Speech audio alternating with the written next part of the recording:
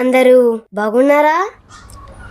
ప్రభువైన యేసుక్రీస్తు వర్ణమున అందరికీ వందనాలండి. అందరూ బాగున్నారా? పరిశుద్ధ గ్రంథంలో నుండి నేను మీకు ఒక మాట తెలియజేశానండి. ఆ మాట ఏమనగా, యోహాను సువార్త 1వ అధ్యాయము 2వ వచనం చదువుకుందామండి. ఆయన ఆదియందు దేవుని యొద్ద ఉండెను, సమస్తమును ఆయన మూలముగా కలిగెను. చూడండి, ఇక్కడ మాట ఉందండి. అమ్మ తెలియజేశాను. చూడండి, ఏంటండి, ఆయన ఏం చేశాడండి? ఆయన యాది మంది సృష్టించాడు. ఆయన నిన్ను సృష్టించాడు. ఆయన నీతిమంతుడు. మనం ఆయన నీతిమంతుడు లోబడాలి. నీవు ఆయన లోబడితే నిన్ను నీ పాప నుంచి నీకు విడుదల రప్పిస్తాడు. నీ పాప నుంచి నీకు క్షమాపణ దొరికింది నీకు. ఇది ఇక్కడ మాట.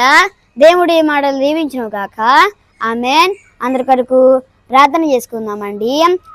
పరిశుద్ధుడే మా తండ్రి, ప్రేమ నమ్మకం కలిగిన మా దేవ, మీ ఘనమైన శ్రేష్టమైన నామన ప్రభువా, మీకే వందనములు. స్తోత్రం తెలుసుకున్నాం ప్రభువా. ఇది ప్రభు మరి వాగా తెలుస్తుంది ప్రభువా. ప్రభు మీరు ప్రభావ మరి మా పాపం క్షమించు ప్రభువా. మా భాగంగా మీరు మీ కలవసలు ప్రాణం పెట్టారు ప్రభువా. దాన్ని బట్టి మీకే లక్షణ వందనాలు స్తోత్రం తెలుసుకున్నాం ప్రభువా. ఈ భాగ ప్రతి కుటుంబాన్ని ప్రభావ మీరు నమ్మపని దీవించండి.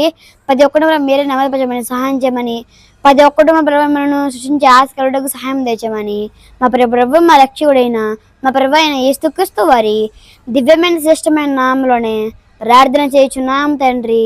ఆమేన్. అందరికీ వందనాలండి.